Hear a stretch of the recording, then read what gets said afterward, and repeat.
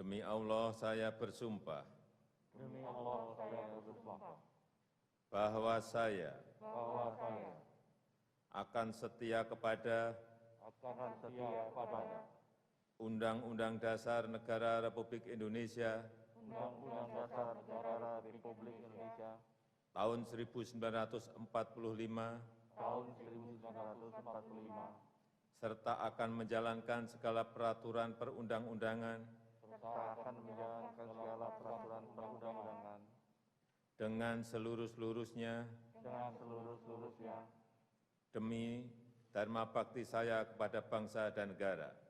Presiden Joko Widodo telah secara resmi melantik 6 figur baru Menteri Kabinet Indonesia Maju pada Rabu pagi, 23 Desember 2020. Selepas pelantikan, ke-6 menteri memaparkan program kerja yang akan mereka lakukan dalam waktu dekat kepada publik. Hari Senin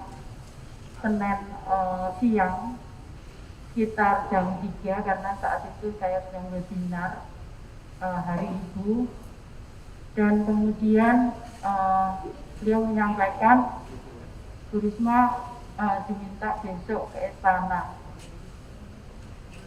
Jadi Selasa pagi saya sudah di Jakarta, dan kemudian disampaikan oleh langsung pertemuan jam 3.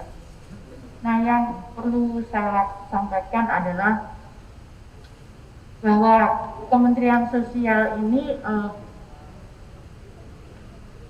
yang diperintahkan oleh Bapak Presiden, yang pertama ini yang sangat urgen adalah bagaimana realisasi bantuan untuk yang triwulan 4 dan nanti awal tahun 2021 Januari itu minggu pertama harus bisa keluar, karena ini juga berkaitan dengan pergerakan ekonomi nasional.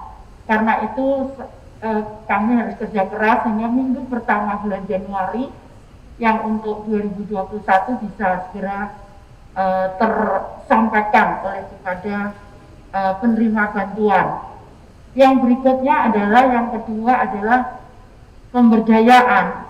Jadi selama ini kita mencoba bagaimana bantuan itu kemudian mempunyai implikasi atau mempunyai dampak langsung yang terukur kepada kesejahteraan masyarakat. Artinya bahwa memang ada mekanisme pembinaan yang harus kami lakukan.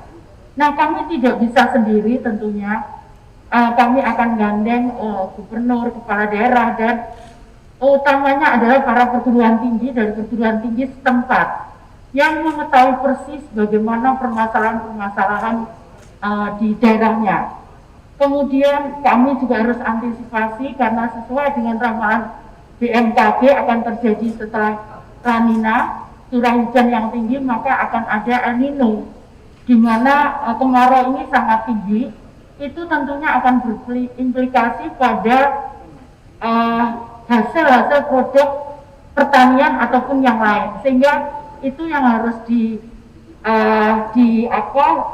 diimbangi supaya tidak terjadi kelaparan. Nah, yang berikutnya adalah perbaikan data.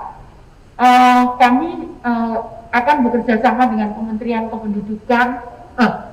Dalam Negeri, Ditjen Kependudukan untuk updating data tentang penerima bantuan, karena ya memang pasti ada selisih. Karena hari ini diupdate, mungkin hari ini pula ada yang meninggal dan pindah dan sebagainya.